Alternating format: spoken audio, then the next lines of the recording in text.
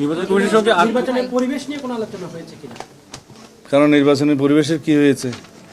আইন শৃঙ্খলা পরিস্থিতি নিয়ে কয়েকদিন ধরে বেশ উদ্বেগ ঘটনা দেখা যাচ্ছে।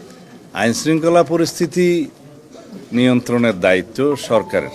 নির্বাচন চলাকালীন সময়ে নির্বাচন কমিশন যেভাবে চাইবেন সেভাবে কর্মকর্তাদের নিয়োগ বদলি এই সমস্ত হয়। আর কিছু কিছু বিধান আছে প্রশাসনিক কাজে, তাদের এখতিয়ার থাকে, কিন্তু প্রাইমারিলি সব কিছু সরকারের দায়িত্ব।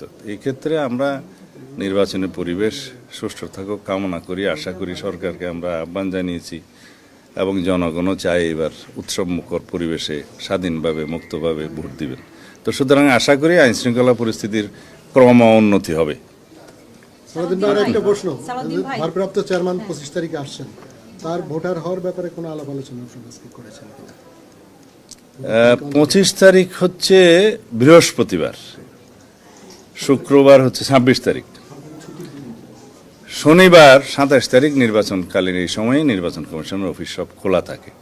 সেই দিনই এই ভোটার হওয়া, আইডি কার্ড বা ভোটার আইডি বা ন্যাশনাল আইডি হওয়া সংক্রান্ত যা কিছু আছে তিনি এই 27 তারিখেই করবেন। ধন্যবাদ।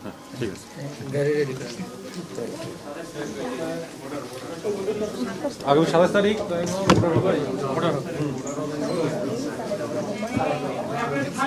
যাও লিড পেয়ে গেছো।